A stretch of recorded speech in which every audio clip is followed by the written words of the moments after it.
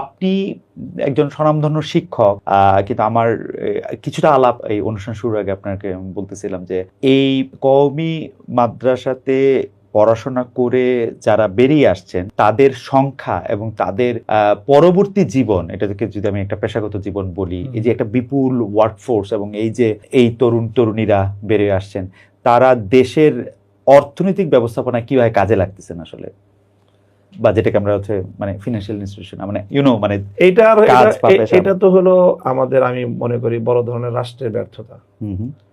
রাষ্ট্রের ব্যর্থতা মানে হলো যে রাষ্ট্র আসলে সমন্বয়ের কোনো উদ্যোগ গ্রহণ করে নাই।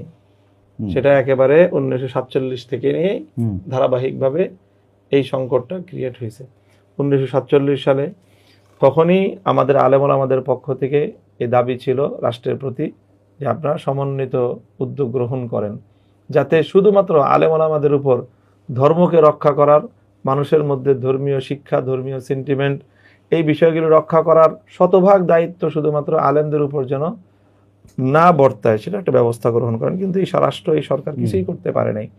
দেখেন, বাংলাদেশের জাতীয় শিক্ষা ব্যবস্থায় প্রাইমারি স্কুলে 5 বছর, হাই স্কুলে 5 বছর, ইন্টারে 2 বছর, 12 বছর, তারপর অনার্সে 4 বছর, 16 বছর, এরপরে আরো 2 বছর, 18 বছর পড়াশোনা করার পরে কোনো একজন শিক্ষার্থী যদি সে না কোনো আলেমের কাছ থেকে মানে পার্টিকুলারলি, এবং সে যদি সুনির্দিষ্টভাবে পড়াশোনা না করে, সে নিদেন বিসমিল্লাহির রহমানির রহিমটাও শুদ্ধ করে উচ্চারণ শিখতে পারে না।